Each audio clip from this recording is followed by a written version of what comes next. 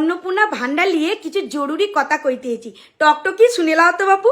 কারণ অন্নপূর্ণা ভান্ডার নিয়ে মিলা মানুষের মিলা প্রশ্ন মাথার মধ্যে ঘোরাফেরা করছে। তার মধ্যে প্রথম প্রশ্ন হচ্ছে যে আমরা আদেও অন্নপূর্ণা ভান্ডার পাবো কিনা, পেলেও কোন মাস থেকে পাবো, আর সেই পেতে গেলে কোন ফর্ম ফিল আপ করতে হবে, কেই বা সেই ফর্ম দেবে, কোথায় বা পাবো।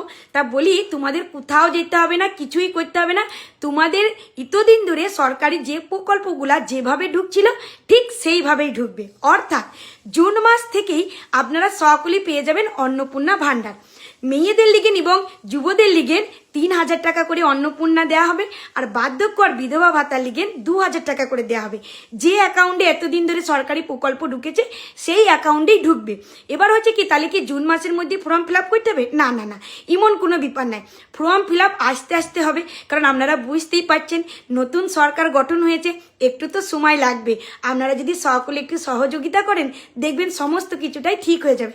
এইবার হচ্ছে যারা এতদিন ধরে সরকারি কোনো প্রকল্প পেত না তারা কি তাইলে পাবে না? হ্যাঁ, তাদের লেগেনই সরকার চেষ্টা করছে যত সম্ভব যারা এতদিন ধরে কোনো প্রকল্প পেয়ে পান নাই কো তাদের লিগেন তাড়াতাড়ি করছে যে সেই প্রকল্প দেওয়ার লেগেন।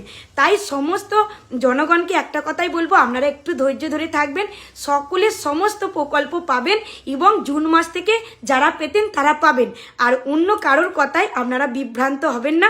আরও কিছু জানার থাকলে আমার কমেন্ট বক্সকে লিখবেন, আমি অবশ্যই তার উত্তর দিয়ে দেবো। নমস্কার, ভালো থাকবেন।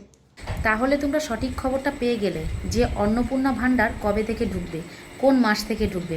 তাই বলবো দুশ্চিন্তা করার কোনো কারণ নেই। যেই অ্যাকাউন্টে এতদিন লক্ষ্মী ভান্ডার ঢুকতো সেই অ্যাকাউন্টেই এবার থেকে অন্নপূর্ণার ভান্ডার ঢুকবে।